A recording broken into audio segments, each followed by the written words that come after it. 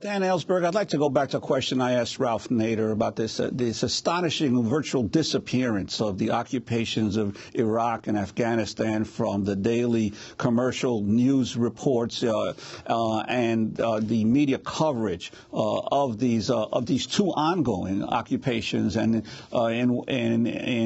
certainly continuing violence in both countries, as well as the expanding U.S. involvement in covert actions in other countries in the Middle East. The public gets very little of this and understanding of what is actually going on. Well, I would say just as the president is unwarrantedly accepting assurances from the Defense Department that there are no human rights violations, and as Ralph was saying, we're talking in this area as well about fundamental human rights of prisoners here. To be sure, Bradley Manning doesn't have all the protections that I as a civilian had when I was facing exactly the same kinds of charges that he's facing, but he does have human rights, and they do prevent the kind of torture that he's undergoing, the prolonged isolation, which does amount to torture. Other connections between what we're talking about here arise in many respects. Just as the president, as I say, is unwarrantedly accepting those assurances from the Defense Department, the media and the public have been accepting unwarrantedly assurances for years now that the president's policy is to get out of Afghanistan and to get out of Iraq even sooner. I've been saying for several years that I think those assurances are almost worthless, that there is essentially no chance that the president means to get us all out of our bases in Iraq by the end of this year, no matter what they say. And indeed, I think that we'll have tens of thousands of troops there if Pentagon plans proceed as they're expecting right now in Iraq indefinitely. And the same in Afghanistan, that the idea that we're going to be out of there even by 2014 under current plans, I think has no basis. So people, as they did under Nixon when they thought the war is ending, turn their attention away from it at a time when, in fact, almost half of American casualties had yet to be suffered.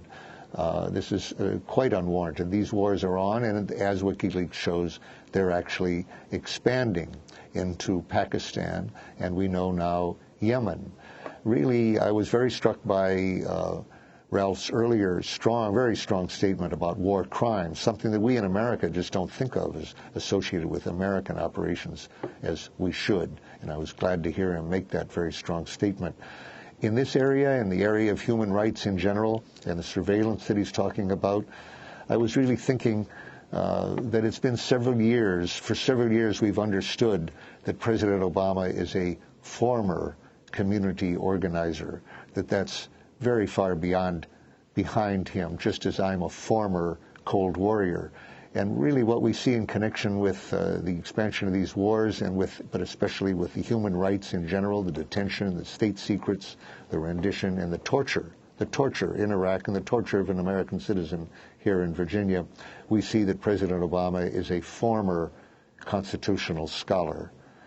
In fact, the man who wrote the torture memos and all the other memos on presidential power, John Yoo, Y-O-O, of University of California, Berkeley Law School, I think would be very comfortable in this administration.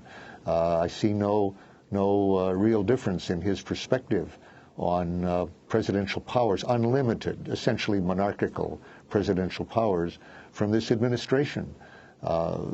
They do say in Washington here that where you stand depends on where you sit. Well, the man who sits in the Oval Office, or women someday, seems to believe very quickly that they're sitting on a throne. And we see the effects of that in these unnecessary wars. One last thought there. When I hear Ralph talk about the deficits that are being put on the shoulders of the workers, the union people, instead of the corporate people and the people who get the high-level tax breaks, we should never forget the role here of the hundreds of billions of dollars, more than $120 billion a year, being wasted, hurting the welfare, really, of the people of Afghanistan and of Iraq. It's outrageous that this is continuing and that these events are not linked. that people don't realize that it's simply outrageous to be talking about removing fuel from elderly during the winter here, fuel aid and health aid and education aid, while we're spending this money on the wars, these totally wrongful and unnecessary wars. So, a final link. The rallies that we're seeing in Wisconsin show a very clear resonance from the rallies in Egypt and in Tunisia, which in turn, by the way, were directly linked to revelations by WikiLeaks. Whoever was the source to WikiLeaks of the evidence of the extreme corruption in Egypt and Tunisia and elsewhere, which led in large part to these rallies, along with the self-sacrifice of people like Mohammed Bouazizi, who actually burned himself to death in protest. But the revelations of the corruption were critical, and that alone, I would say, would be enough to thank the source of those documents very much. There'll probably be a statue for them in those countries as they turn to democracy. Well, those rallies were then seen in Wisconsin in new ways, and I think we're going to have to see a lot more of that, of direct protest, possibly amounting to general strikes at some point. The fact is that the divergence between what this country needs and deserves, and in the way both of rights and of a reorientation of priorities and of spending, is as great here as in the Middle East. And we need to see courage and mobilization here as well as what we're seeing sparked by WikiLeaks in the Middle East. Well, we're going to have to end it there. Thanks very much to both two of the legends of democratic dissent and protest in America, Ralph Nader, a longtime consumer advocate, and the country's most famous whistleblower, Daniel Ellsberg.